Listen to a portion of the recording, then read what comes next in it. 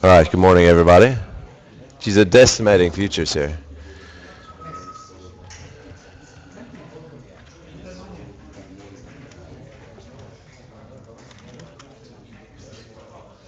Okay, let's get going here.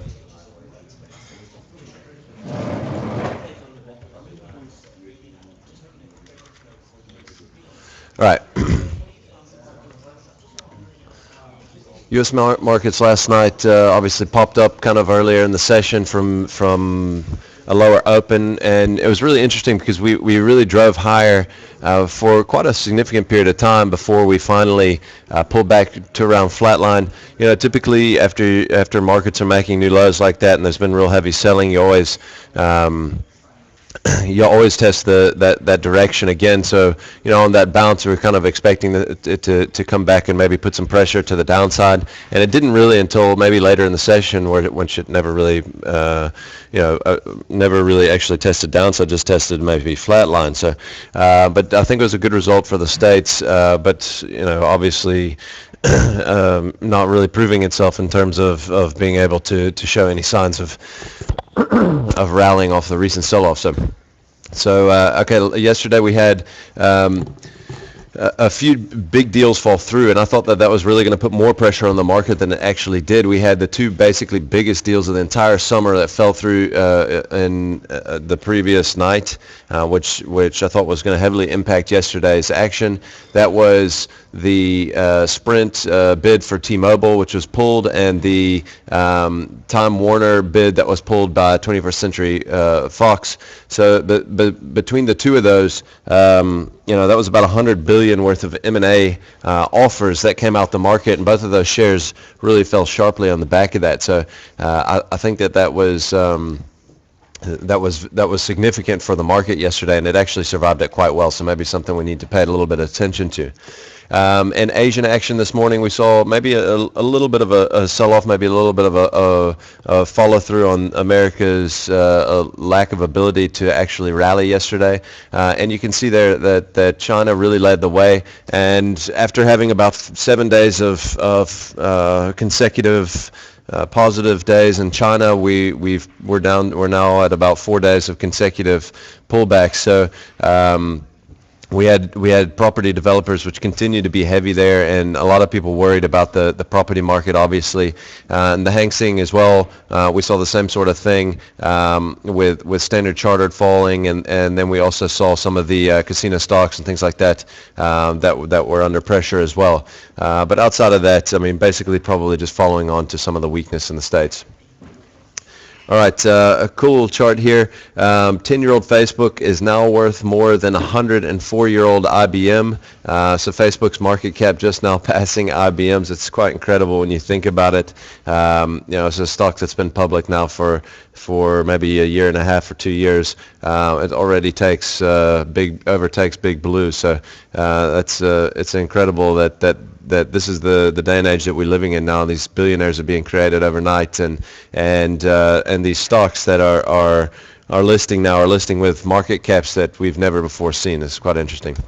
All right, this morning we had a series of numbers out. We had MTN, we had Old Mutual, and we had Mondi. MTN really looking like they're beating across the board. The revenue number was a narrow miss, a narrow beat, but maybe even a miss on a couple of the investment banking projections that we had seen, but nevertheless better than the Bloomberg consensus. We had a beat on headline earnings per share, and we had a beat on divvy per share. If I can just add a little bit to that, operationally we had SA revenues are up 7%, data up 13.7%. Interconnection revenue was where locally it got hurt, which was down 30%, which we obviously knew was coming because of those reduced tariffs.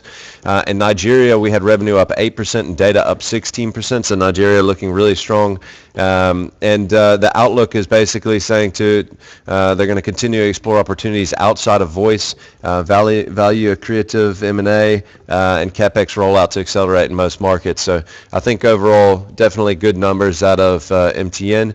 If we look at Old Mutual, we more or less came out in line there with headline earnings per share. I think the NAV per share is maybe a slight miss. Divi per share looks like a slight beat. This is against Bloomberg consensus.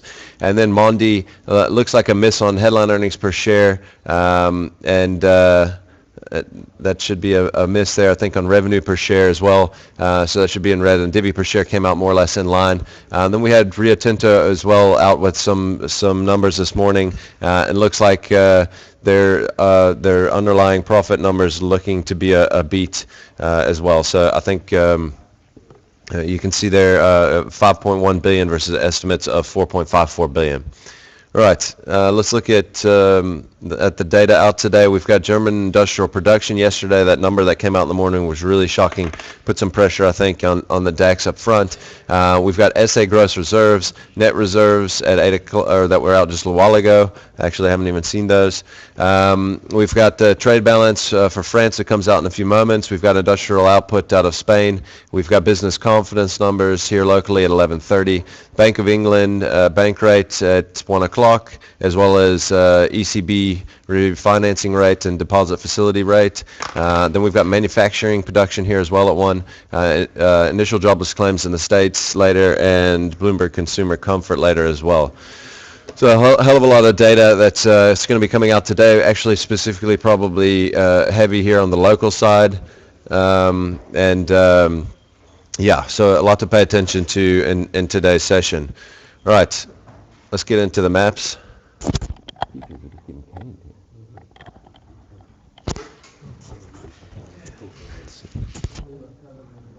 All right. First thing we're going to have a look at is Able. Let's hope that none of our listeners were involved in this thing yesterday. We haven't really been promoting this stock. I think we've been talking about how it's been under pressure, obviously, the whole time.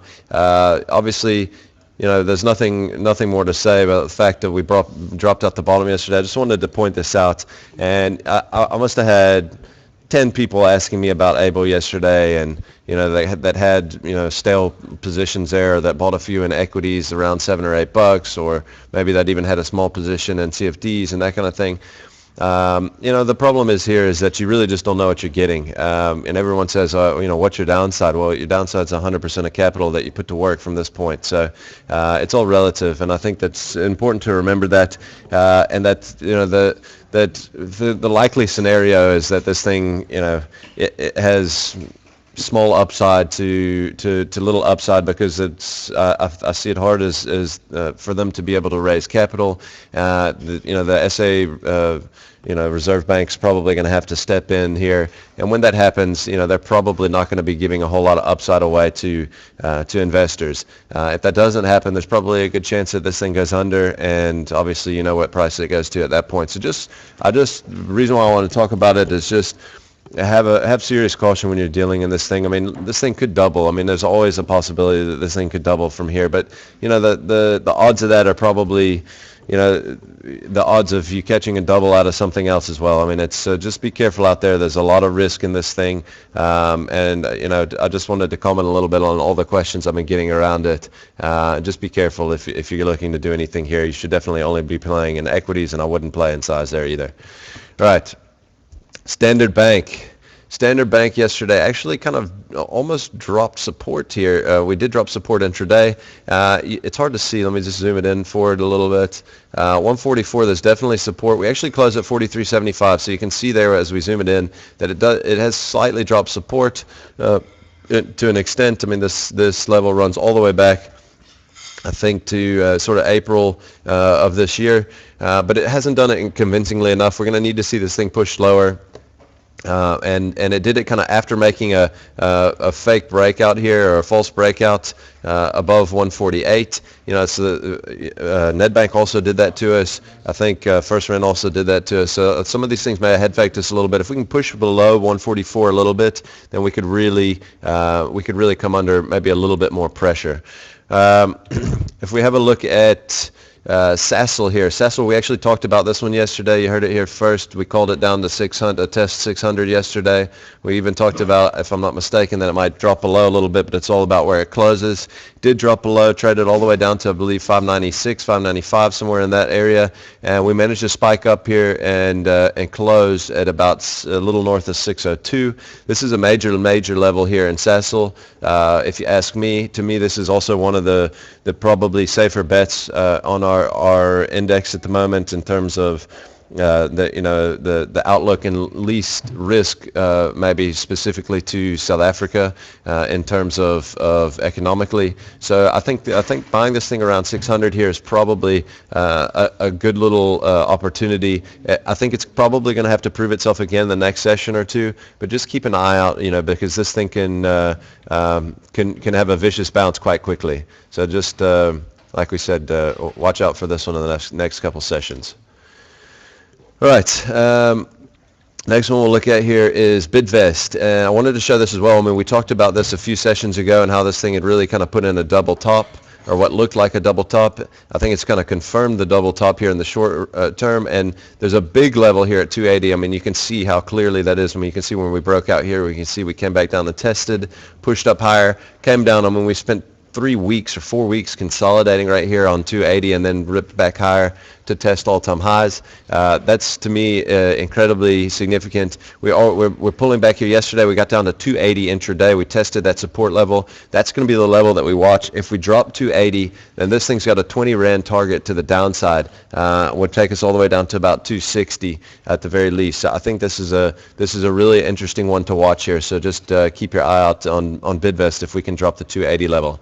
And the last one that I'm going to talk about today is Tiger Brands. You can see here Tiger Brands coming down to test kind of 297.50, 298, somewhere in that level. We got down there yesterday and held it on a closing basis. We've really, we've ripped down hard here over the last 5 or 6 sessions. This thing also looking a bit double topish, to be honest. But if this thing drops this level, then I think there's really significant downside here. And in Tiger Brands, it's bounced around this range for a long time. I think this is an important level. If it can drop the level, then I think we can really trade lower from here. And that's it for today, guys. Good luck out there.